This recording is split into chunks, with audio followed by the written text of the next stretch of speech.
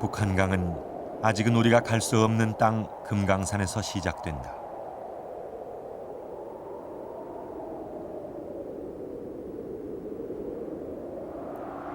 때문에 평화의 댐이 휴전선 이남으로는 북한강의 최상류다. 한겨울 기온은 평균 영하 20도. 12월에 강물이 얼면 4월 들어야 얼음이 풀린다는 곳이다. 어떤 생명체도 찾아볼 수 없는 이곳에도 사람들은 찾아든다. 얼음 낚시를 즐기는 사람들이다.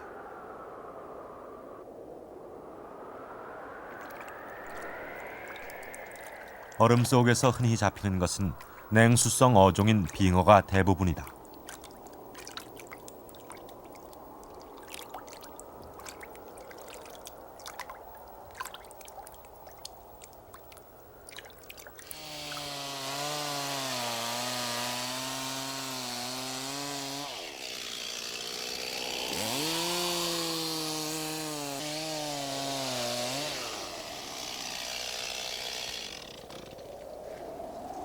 겨울이 긴 북한강의 어부들은 얼음 속에도 그물을 친다. 얼음을 자르고 물속 깊이 쳐두었던 그물을 거두면 빙어 외에도 많은 종류의 물고기들이 잡힌다.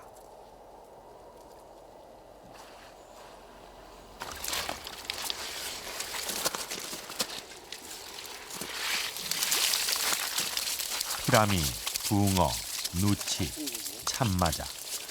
이것은 물고기들이 한겨울 얼음 밑에서도 잘 살아가고 있다는 증거다.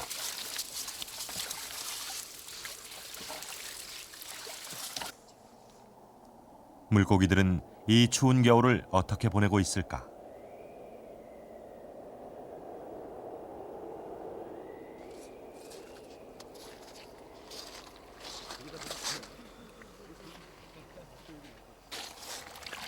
두께 50cm의 얼음을 깨고 들어가 봤다.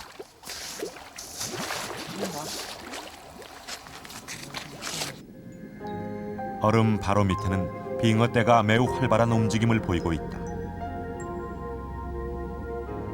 빙어는 겨울에도 잘 사는 냉수성 어종이다.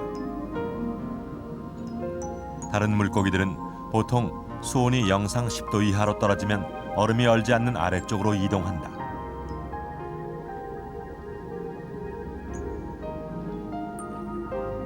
얼음이 외부의 찬바람을 막아주어 이곳의 수온은 대략 영상 4도 정도.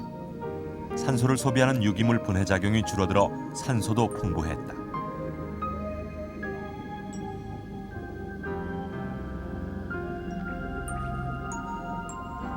작은 고기들은 대체로 돌 틈에 무리를 지어 한 곳에 모여 있다. 그리고 에너지를 절약하기 위해 활동을 최대한 자제하는데 움직이더라도 그 모습이 아주 느리다.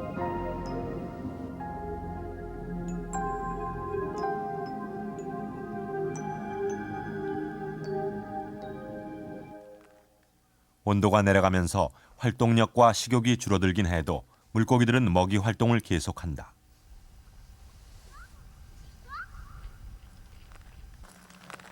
먹이 활동은 따스한 햇살이 비추는 오후 2시경이 가장 왕성하다.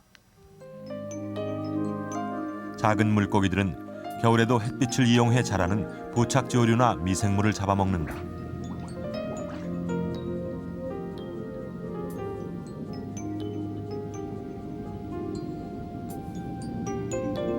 쏘가리 같은 육식성 어종은 원래의 습성대로 혼자만의 영역을 만들어 돌 틈에 숨어 있다가 물 위에서 떨어져 나온 작은 물고기를 잡아먹는다. 때문에 이들은 종종 숨기 좋고 먹이 잡기 좋은 돌 틈을 두고 싸움을 벌이는 일이 잦다.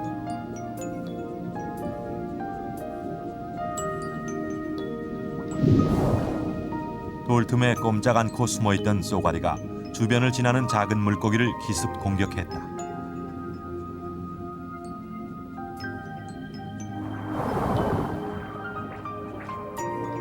동작이 워낙 빨라 얼핏 보아선 그 모습을 잘 볼 수가 없다.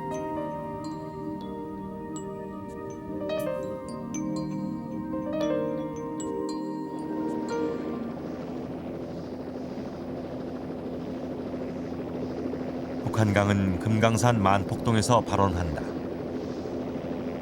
금강산의 물이 강원도 양구와 화천을 지나 경기도 양술에 이르기까지 약 371km. 천여리를 흐르는 동안 북한강은 춘천과 가평에서 각각 소양강과 홍천강의 두 큰 지천과 합류된다. 그리고 북한강은 험준한 산악지형을 흐르기 때문에 댐을 건설하기에 적합하다.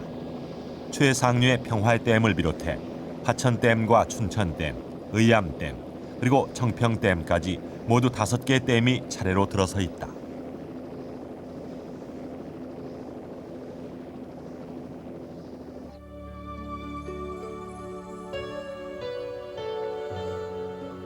긴 겨울이 가고 북한강에도 봄이 찾아왔다.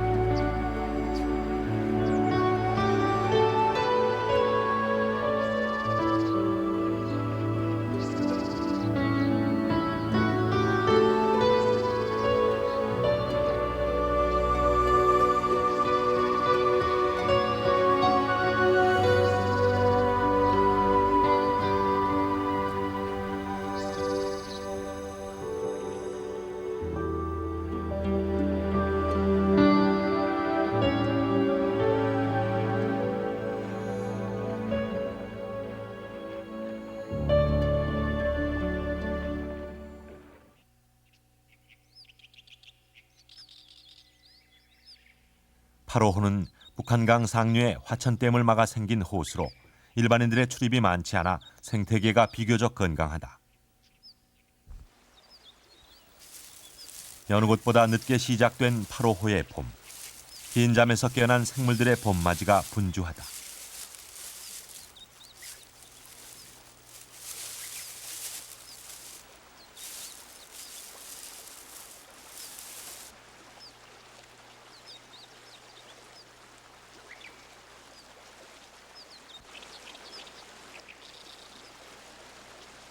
얼었던 땅에 다시 꽃이 피어오르고 나무엔 새순이 돋아 숲은 푸르름을 더해간다.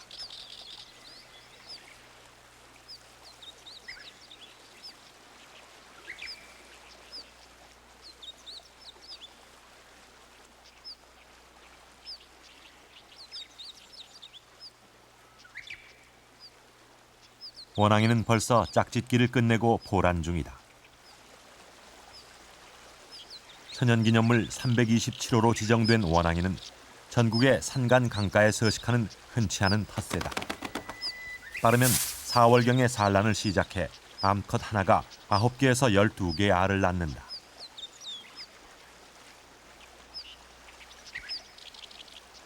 그리고 알들은 포란한 지 약 한 달이 지나면 부화한다.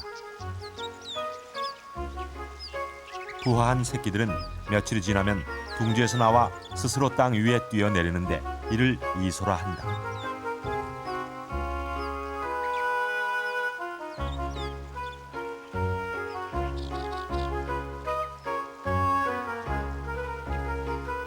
(6~7m) 높이의 나무에서 한참을 망설이다 몸을 던진 새끼 원앙이는 잠시 주춤하지만 곧 정신을 차린다.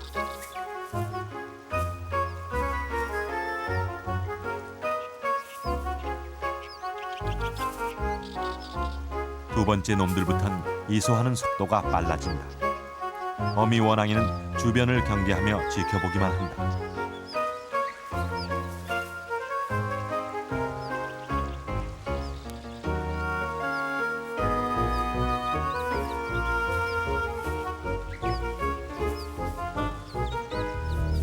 이소는 오릭과 새들의 성장 단계 중 하나로 이소한 새들은 본능적으로 물가를 향해 달려간다.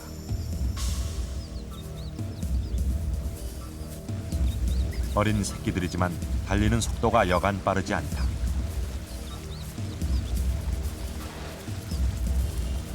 하지만 물가로 가는 사이 이들은 들쥐나 맹금류에게 먹잇감으로 먹히는 경우가 종종 있다.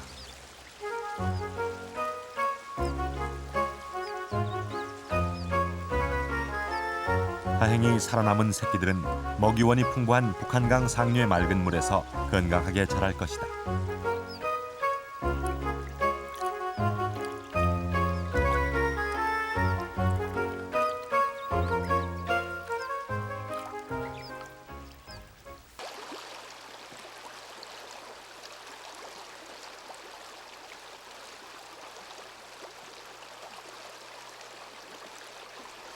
수온이 뚝 떨어진 겨우내 돌틈에 모여있던 물고기들도 봄이 되면 새물이 흐르는 계곡 쪽으로 몰려든다.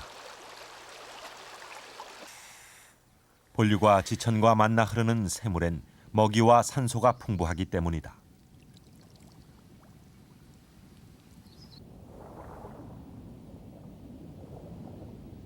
여러 종류의 물고기 떼가 한자리에 몰려 왕성한 먹이 다툼을 벌이고 있다.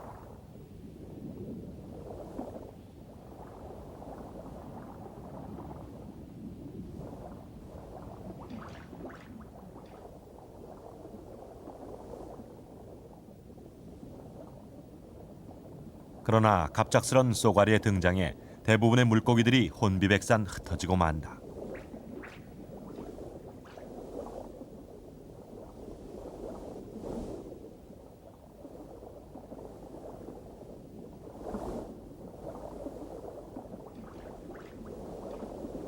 다만 길이 40cm로 몸집이 큰 누치만이 쏘가리를 피하지 않고 먹이 활동을 계속할 뿐이다.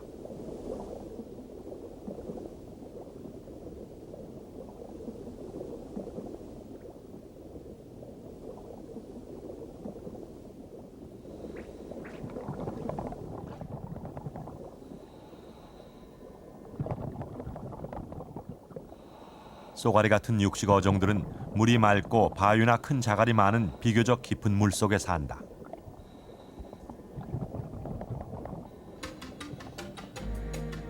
다 자란 쏘가리는 몸 길이가 보통 30-40cm지만 큰 것은 60cm까지 되는 것도 있다. 바위나 큰 자갈 밑에 몸을 숨기고 있다가 작은 물고기들을 잡아먹는다.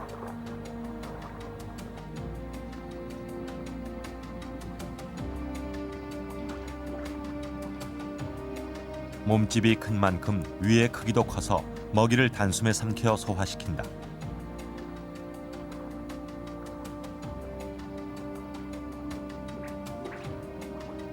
몸집은 쏘가리의 반밖에 안 되지만 우리나라 특산종 꺽지 역시 사납고 날쌘 육식 어종이다.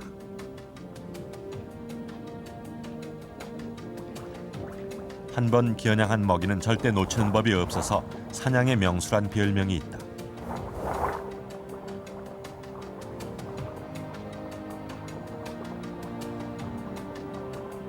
하지만 꺽지는 쏘가리에 비해 물고기를 삼키는 속도가 매우 느리다. 물고기를 잡은 꺽지는 다시 제자리로 들어가 한참 동안 먹이를 물고 있다.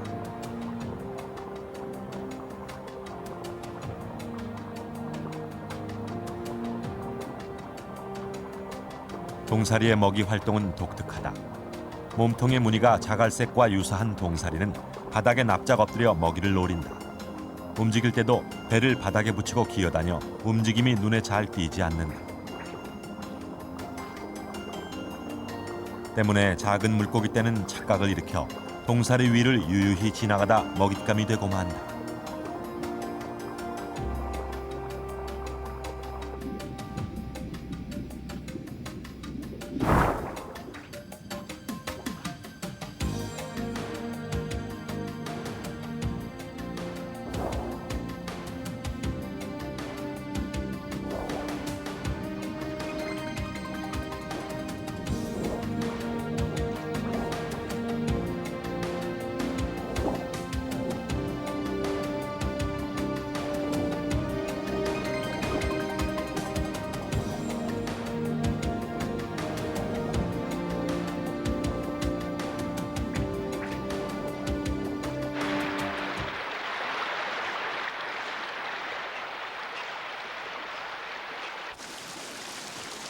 늦은 봄, 험준한 골짜기를 지나 물살이 빠른 북한강 몇몇 계곡에선 산란기에 접어든 물고기들을 쉽게 만날 수 있다.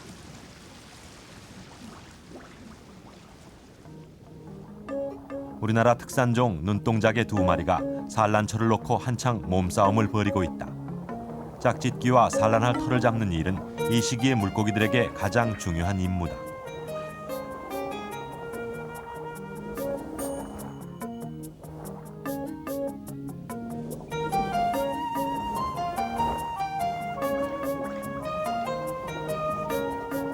결국 한 마리가 도망가고 더 힘센 놈이 산란터를 차지했다.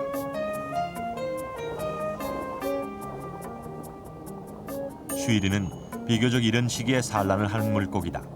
우리나라 특산종으로 자갈이 깔린 7수의 맑은 물에서만 산다.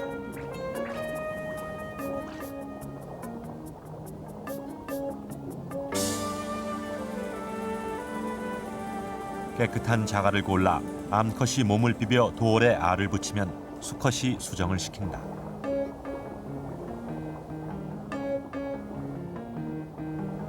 그러나 산란 즉시 많은 수의 알들이 집요하게 뒤쫓아다니는 돌고기 떼의 먹이가 되고 만다.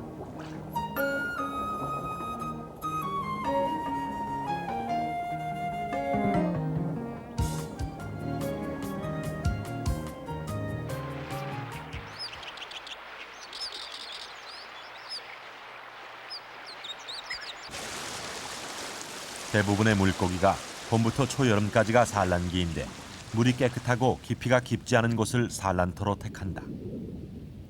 물살이 빠른 한 계곡에 산란을 모두 끝낸 수컷 동사리가 홀로 알을 돌보고 있다. 동사리는 부성애가 매우 강한 물고기다. 산란처로 택한 자리는 강 중상류에 자갈 깔린 곳이다.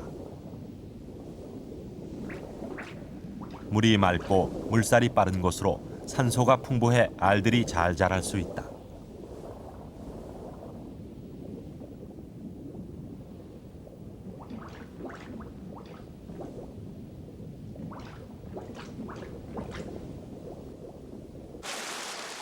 동사리가 사는 곳보다 더 하류로 내려가면 얼룩 동사리를 만날 수 있다.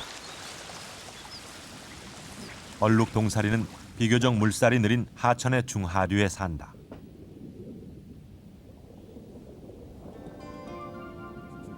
금강 이북의 강에서만 서식하는 우리나라 특산종으로 북한강의 대표 어종이다. 동사리와는 사촌격이지만 사는 지형이 서로 다르다.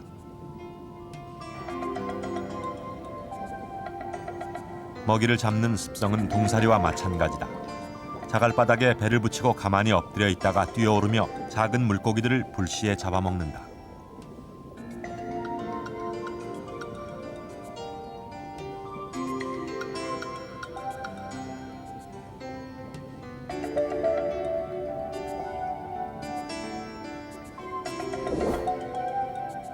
갑작스럽게 튀어오르다 보니 겨냥한 물고기를 놓치는 경우도 있지만 대부분은 사냥에 성공한다.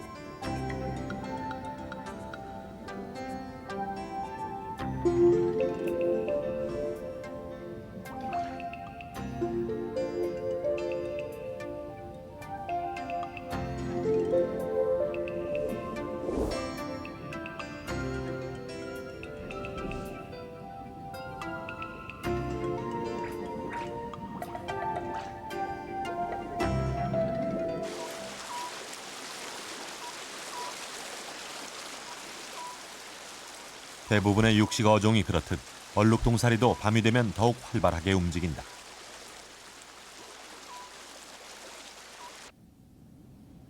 낮에는 바닥에만 엎드려 있던 얼룩동사리가 밤이 되자 위로 올라와 수초에 걸쳐 있다.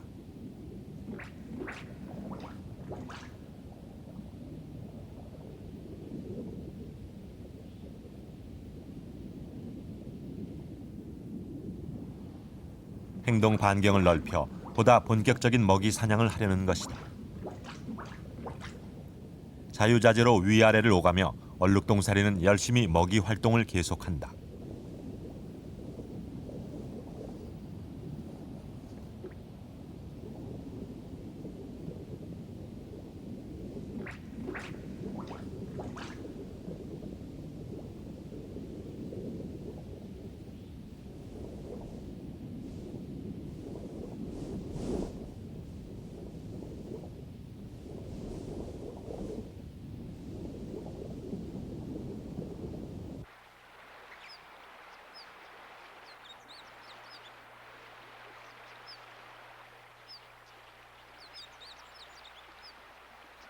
타로호에서 잠시 멈춘 북한강은 화천을 지나 정남으로 흐르다가 춘천댐을 만나 춘천호를 이룬다.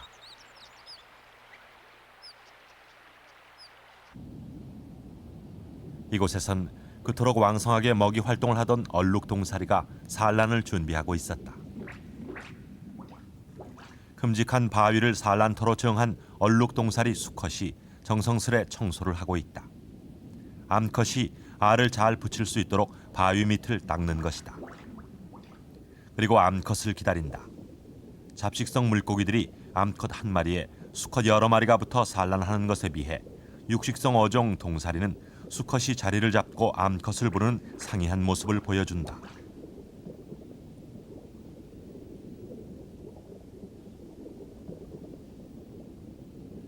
이때 수컷이 꾸꾸 하는 소리를 내며 암컷을 부른다고 해서 얼룩동사리는 꾸구리란 별명이 있다.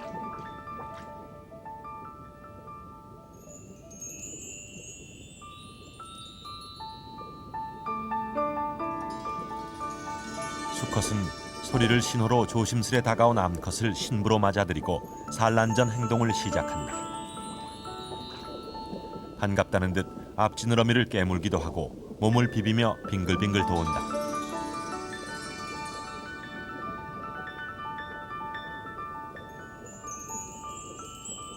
산란을 위해 암컷을 자극시키는 몸짓을 반복하는 것이다.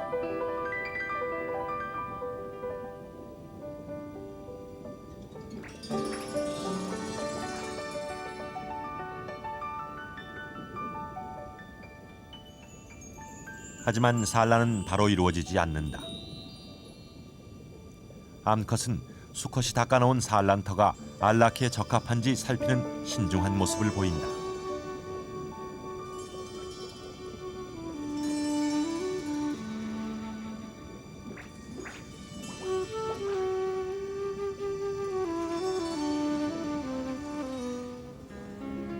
마침내 그날 늦은 밤이 돼서야 산란을 시작했다.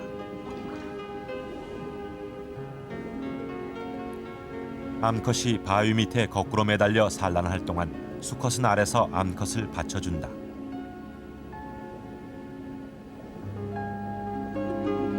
그리고 그 다음엔 수컷이 거꾸로 매달려 수정을 시킨다.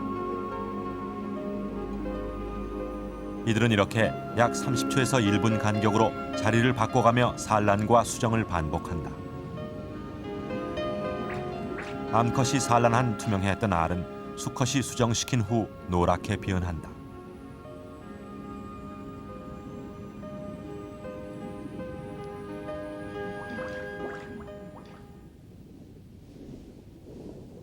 산란은 이튿날이 돼서야 끝났다.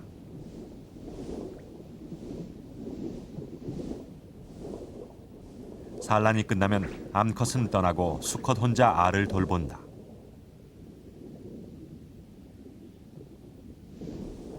알 사이사이에 이물질이 없는지 살피고 닦아준다. 앞지느러미를 넓적하게 펴서 끊임없는 부채질로 물살을 일으킨다. 알이 부화하는 데 가장 중요한 산소를 공급하기 위해서다. 물 흐름이 느린 지역인 만큼 수컷은 쉼 없이 산소를 공급해 주어야 한다.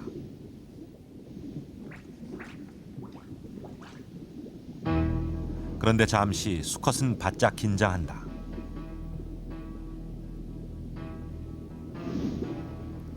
산란터 근처엔 알을 먹잇감으로 노리는 침입자들이 많아 수컷은 늘 촉각을 곤두세우고 있다. 미세한 물살의 움직임까지 감지하며 철저하게 산란터를 방어하는 것이다. 어린 메기는 애초부터 상대가 안 된다.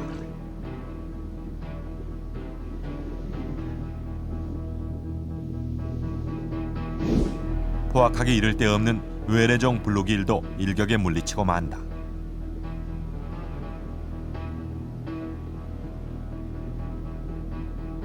이번엔 탐식성이 강하기로 이름난 길이 50cm의 큰 메기가 나섰다.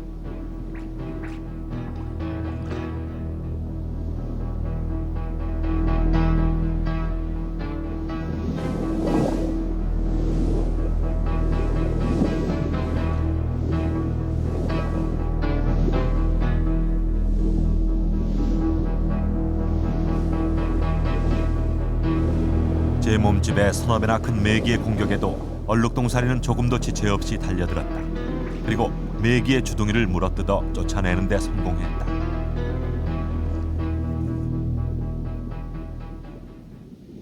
산소 공급에 산란터 방어까지 수컷은 한시도 쉬지 않고 알을 돌본다. 그런데 며칠 후 또 다른 얼룩동사리 암컷이 산란터 주위를 맴돌고 있다.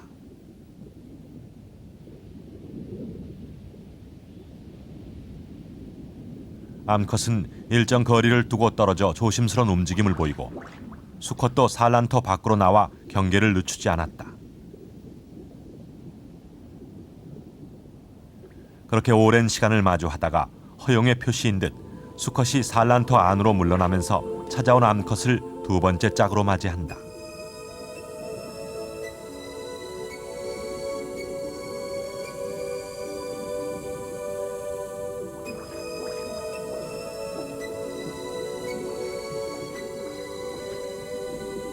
두 번째 암컷은 용케도 첫 번째 산란이 끝난 알들 사이의 빈자리를 찾아내 그곳에 알을 붙인다. 처음과 마찬가지로 암컷의 산란과 수컷의 수정은 만 하루 동안 이어졌다.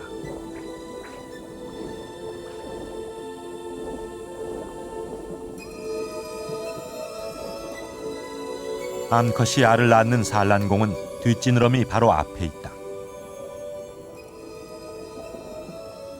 산란공은 총배설강이라고도 하는데 그것은 평소 물고기들의 배설 통로 구실도 함께하기 때문이다.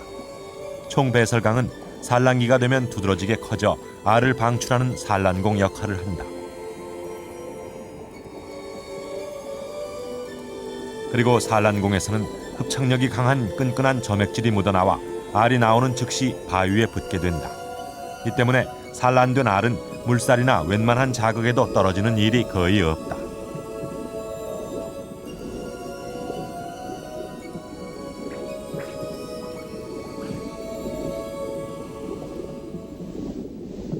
두 번째 암컷 역시 산란 후 떠나버리고 수컷은 돌봐줄 알들이 늘어나 전보다 더 바빠졌다.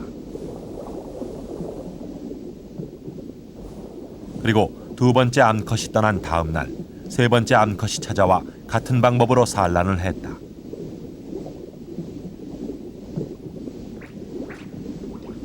결국 얼룩동사리 수컷 한 마리가 세 마리의 암컷을 맞아 산란을 한 것이다. 일반적으로 동사리는 암수 한 쌍의 짝을 이뤄 산란을 하는 것인데 수컷 한 마리가 암컷 세 마리를 바꿔가면서 산란하는 것은 이번에 처음 보는 현상입니다. 암컷 세 마리가 산란을 마치고 돌아간 바위 밑은 한 치의 틈도 없이 약 5,000개의 알들로 빽빽히 들어찼다.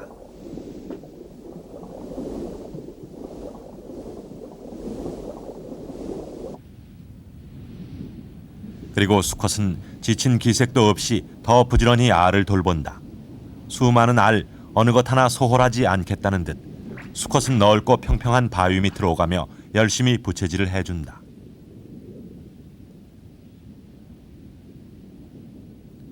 이렇게 지극정성으로 알을 지키는 부성의 덕분에 알들은 무럭무럭 잘 자랐다.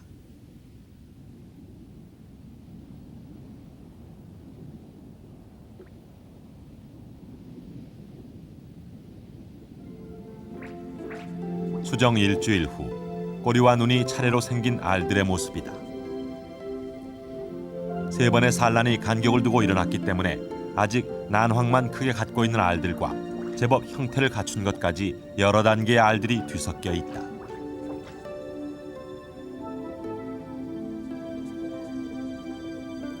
첫 번째 산란된 알들은 미세한 떨림이 나타날 정도로 알 껍질 안에서 활발하게 움직이는 것을 볼 수 있다.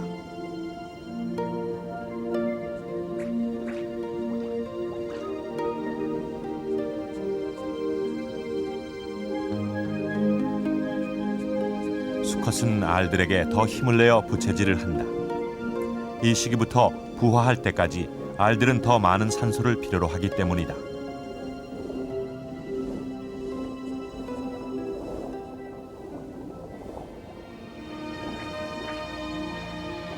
알은 17도에서 20도 안팎의 수온에서 수정 후 보름경이 지나면 마침내 산란 시기에 따라 차례로 부화하기 시작한다. 부화를 도와주려는 듯 수컷의 부채질은 더욱더 세어진다.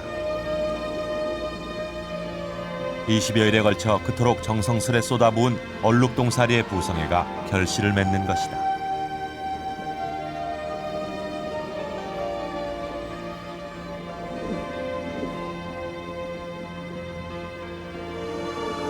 알들이 막을 뚫고 부화하는 시간은 채 1초도 걸리지 않는다.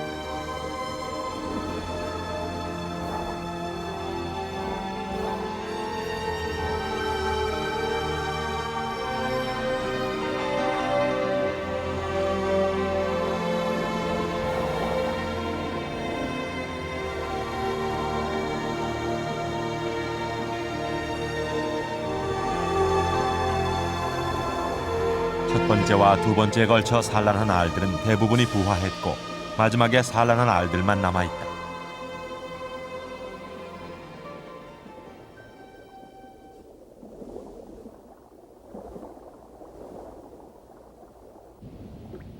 막 부화한 치어의 길이는 대략 4.5mm 정도. 대부분의 물고기 치어들이 난황을 달고 나오는 것과는 달리 육식어종인 얼룩동사리 치어는 거의 성어의 모습을 갖추고 부화한다.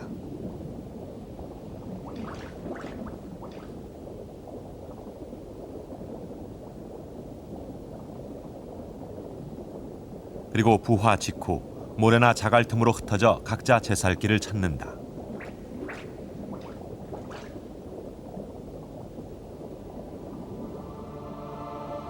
약 5,000개의 알들이 모두 부화한 후 새끼들은 모두 떠나가고 얼룩동사리 수컷은 이제 홀로 남겨졌다. 그렇게 산란터에 홀로 남겨진 채 얼룩동사리는 가쁜 숨을 몰아쉬고 있다.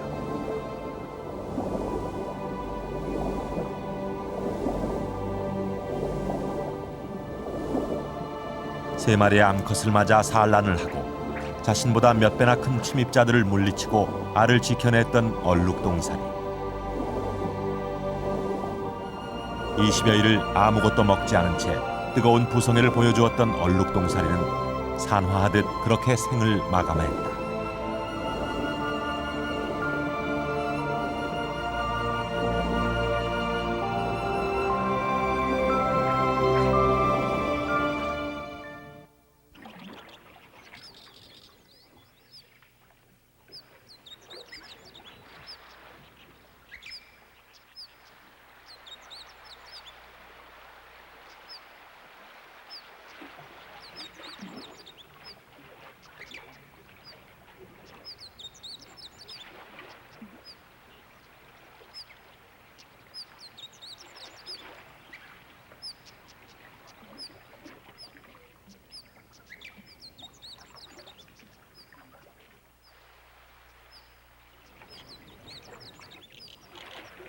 춘천의 서쪽을 둘러싼 의암호는 북한강 본류와 소양강이 만나 형성된 드넓은 호수다.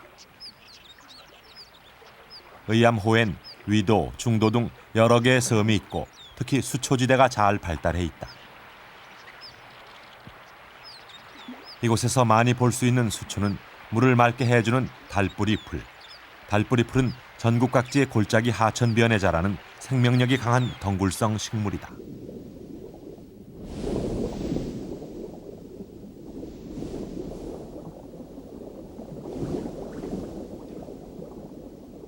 생김새가 갈대와 비슷하지만 뿌리를 수평으로 뻗으며 각 마디마다 또 다른 뿌리가 내리고 속이 빈 것이 달뿌리 풀의 특징이다.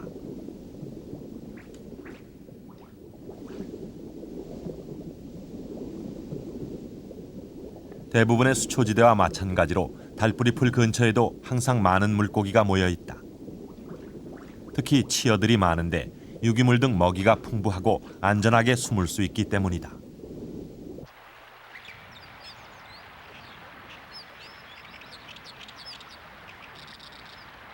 수초 지역이 많은 의암호 근처엔 물고기 외에도 많은 생물들이 살고 있다. 주요 먹이 공급원인 물고기가 많아 각종 조류와 양서류, 파충류 등 다양한 생물군이 형성돼 있다. 물가 무성한 수풀을 헤치고 3살 모사 한 마리가 나타났다.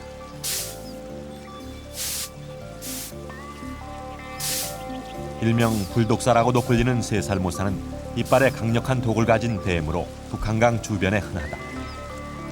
댐 방류로 갑작스럽게 수위가 낮아지면 가끔 수초밭에 있던 큰 물고기들이 미처 자리를 옮기지 못하고 수초에 걸리는 경우가 있다. 3살 모사는 바로 수초에 걸려있는 얼룩동사리를 노리고 있는 것이다.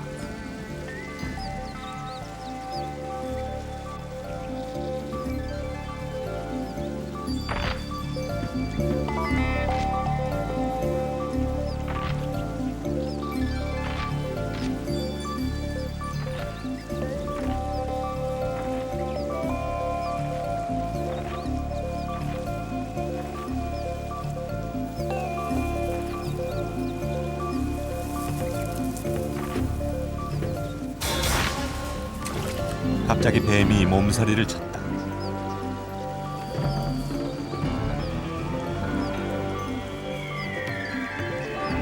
얼룩동사리의 날카로운 이빨에 혀를 물린 것이 분명했다.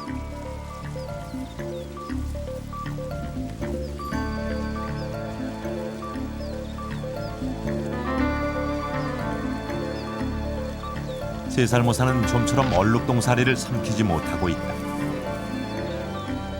그리고 이젠 아예 아가리를 쩍 벌리고 얼룩동사리를 뱉어내기 위해 필사의 노력을 한다. 뱀의 주먹이는 원래 들쥐나 개구리로 이렇게 큰 물고기를 먹는 일은 극히 이례적인 일이다.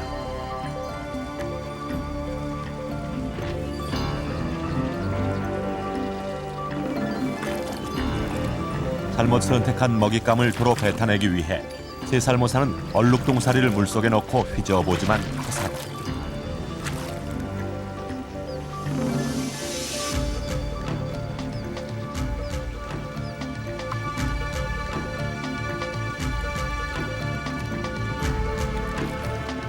마침내 물속으로 온몸을 던지면서까지 사력을 다해 처절하게 몸부림을 쳐본다.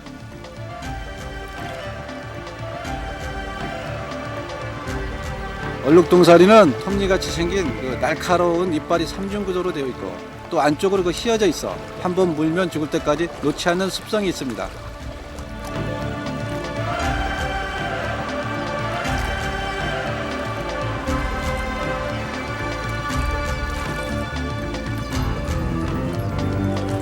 얼룩동사리는 100여 개가 넘는 날카로운 이빨이 위아래로 빽빽하게 나 있다.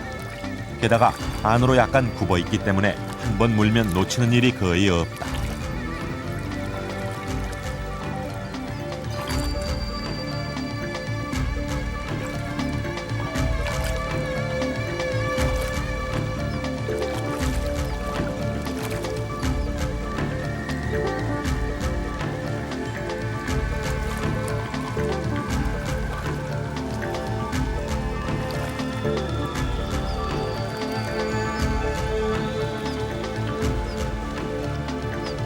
결국 2시간여에 걸친 사투 끝에 3살 모사와 얼룩동사리는 모두 목숨을 잃고 말았다.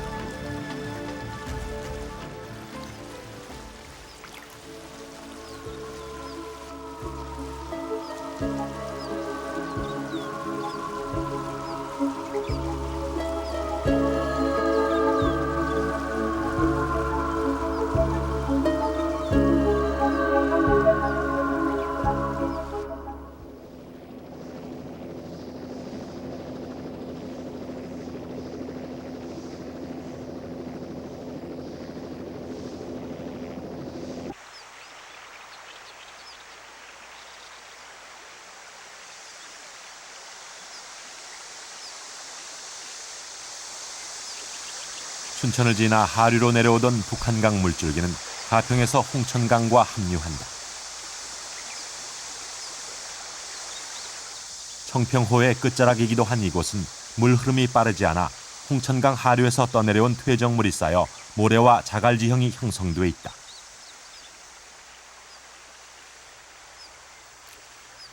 모래 자갈이 깔리고 지천에 새물이 들어오는 얕은 개울. 이곳에선 피라미의 산란이 한창이다.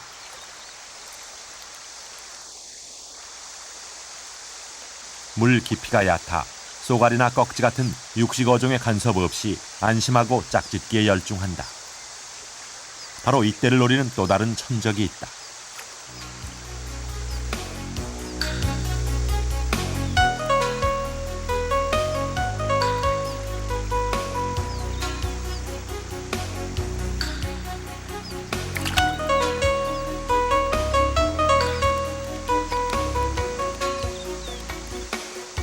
여름철새인 해오라기는 물가의 풀숲 근처에 살면서 먹잇감으로 물고기를 가장 좋아한다.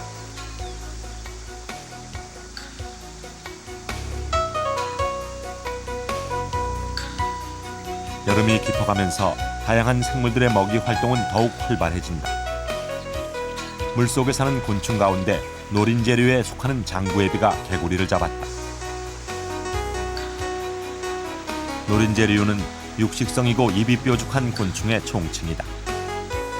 장구애비는 먹이를 먹을 때 먼저 갈고리처럼 생긴 앞다리로 먹잇감을 낚아챈다. 그리고 침처럼 생긴 뾰족한 입으로 먹잇감이 껍질만 남을 때까지 체액을 몽땅 빨아먹는다. 뒷다리를 잡혀 발버둥 치던 개구리. 차츰 기력을 잃어가는 모습이 역력하다. 그때 물방개가 나타나 장구애비의 식사를 방해한다. 물방개는 올챙이, 곤충, 개구리 등을 먹고 사는데 먹는 습성이 장구애비와 유사하다. 결국 장구애비가 자리를 피함으로써 이들 사이의 먹이 다툼은 일어나지 않았다.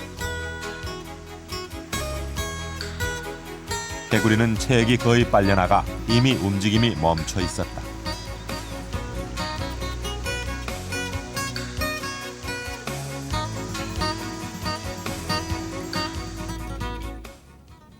장구애비와 함께 물속의 전갈이라 불리는 개아제비. 개아제비 역시 앞다리로 먹잇감을 잡아 침 모양의 입으로 체액을 빨아먹는다. 살아있는 소동물이나 곤충은 물론 죽은 물고기도 잘 먹는다. 장구애비, 개아제비와 같은 종류지만 소금쟁이는 다리에 난 잔털에 기름기가 묻어있어 물 위에 떠서 산다. 수면에 떨어진 곤충이나 수면으로 떠오르는 물고기의 사체가 주식이다. 개아제비와 소금쟁이가 사체를 분해해 수중을 정리하는 역할을 한다 해도 무엇보다 물속의 제일의 청소부는 민물새우다.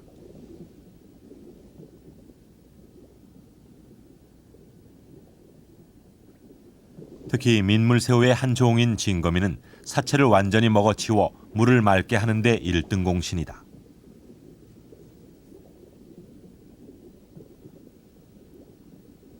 또한 물고기의 사체뿐 아니라 곤충의 사체까지도 모두 먹어치운다.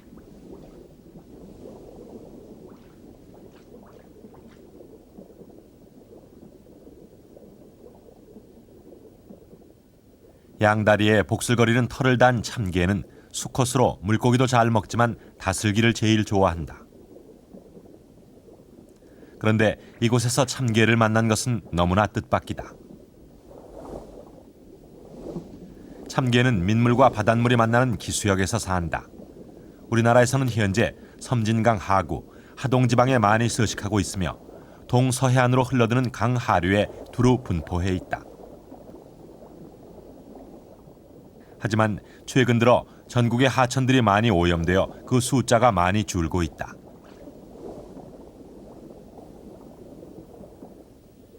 산란기에는 강을 오르기도 하지만 바다와 접해 있지도 않고 더구나 많은 댐으로 어로가 끊긴 북한강에 어떻게 올 수 있었을까? 원래 참개는 민물과 바닷물이 교차하는 강 하구에 살고 있는 생물입니다. 그런데 이 참개가 북한강에 살고 있다는 것은 매우 놀라운 일입니다. 아마 한강이 심하게 오염되어 깨끗한 물을 찾아 이 북한강까지 올라온 것 같습니다.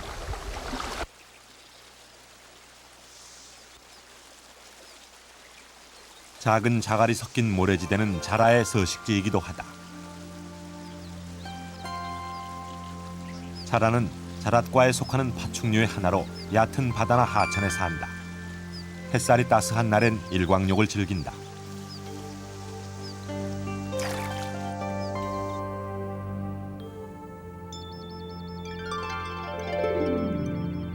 수중과 육지의 생활이 모두 가능한 자라는 호흡도 두 군데로 한다.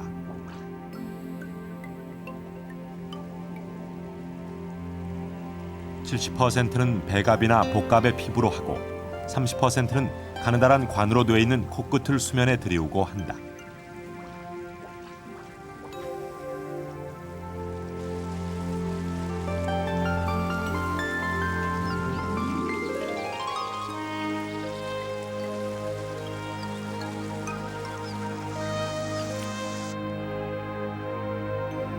자라는 먹이를 먹을 때나 산란할 때 바닥에 모래나 흙을 파는 습성을 가지고 있다.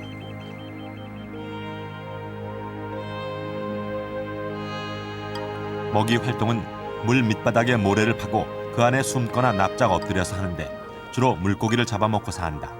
자라는 물고기들과 천적 관계인 것이다.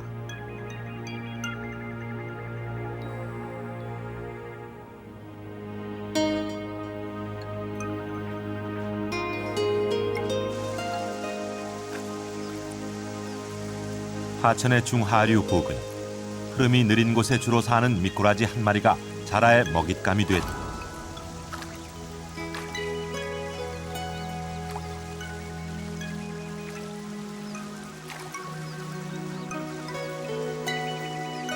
북한강 계곡, 천연의 자연 속은 이렇게 먹고 먹히는 자연의 법칙으로 생동감이 넘친다.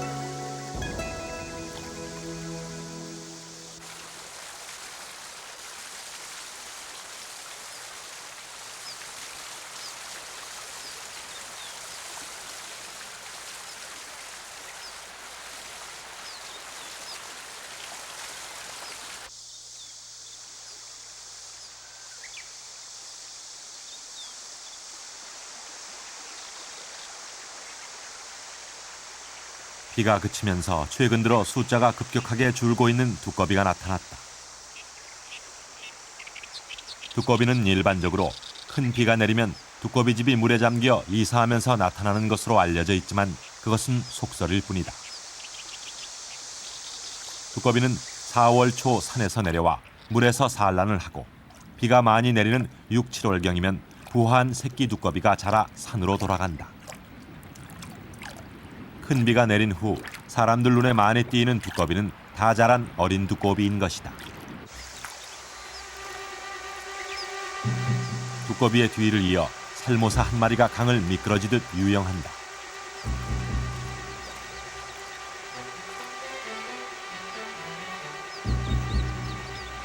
일명 7.4라고도 불리는 살모사는 북한강 계곡에 많이 사는 뱀 중 하나다. 두꺼비를 따라오는 것 같았지만 두꺼비는 뱀의 먹이가 아니다. 두꺼비는 피부에 독샘을 가지고 있어 뱀들은 두꺼비를 절대 먹지 않는다. 어쩌다 삼키는 일이 있어도 곧 뱉어버린다.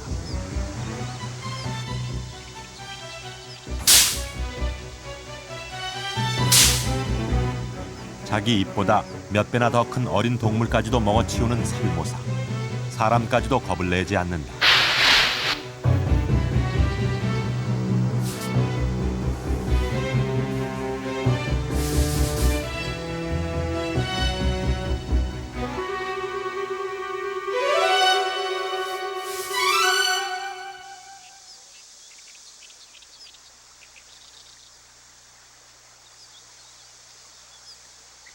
북한강 주변의 깊은 숲속엔 우리가 모르는 생물도 많이 살고 있다.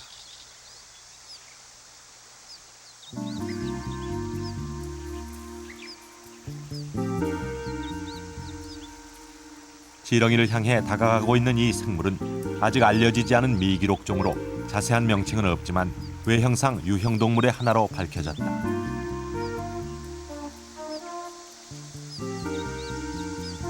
유형동물은 대부분이 바다에 살고 약간의 종이 민물에 살고 있으며 이처럼 육지에 살고 있는 것은 처음 밝혀진 것이다.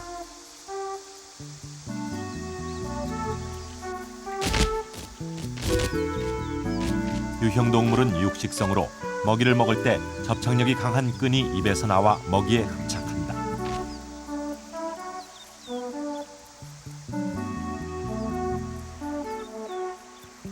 머리를 먼저 흡착한 후 차츰 온몸을 지렁이에 붙인 채 지렁이의 체액을 빨아먹는다.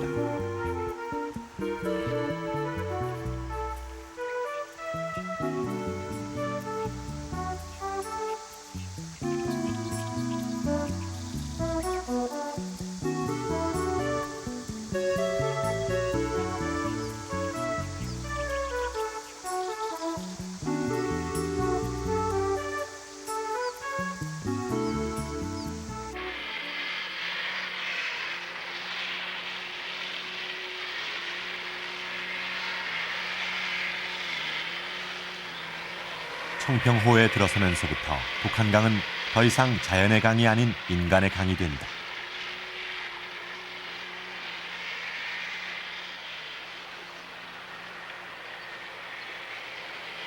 사람들은 자연을 유용하게 이용한다고 한다. 그러나 수변 곳곳에 산림을 파헤친 자리를 보면 과연 어떻게 이용하는 것이 유용한 것인지 의문을 갖지 않을 수 없다.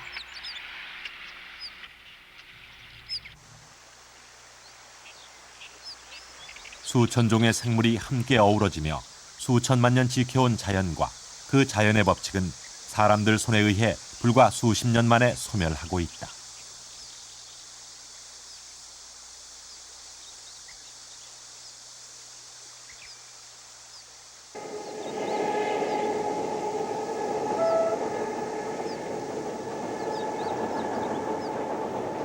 북한강의 최종 정착지 양수리. 남한강과 하나 되어 한강으로 흐르는 이곳은 이미 오래전부터 1년 내내 사람들의 발길이 끊이지 않는 유원지가 된 지 오래다. 상수원 보호구역임에도 불구하고 최근 대형 아파트 단지까지 들어선 이곳.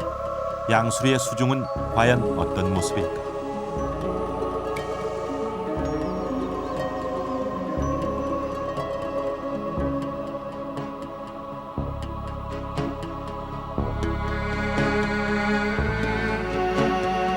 바닥엔 뿌연 부유물만이 뒤덮여 있을 뿐 어디서도 생명의 기운을 느낄 수가 없다.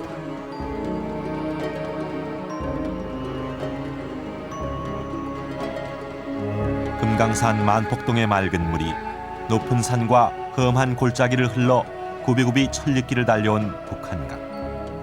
훼손 없는 자연. 그 경이로운 세계를 펼쳐 보이던 모습은 하류로 내려오면서 점차 희미해졌고 마침내 완전히 실종되고 말았다.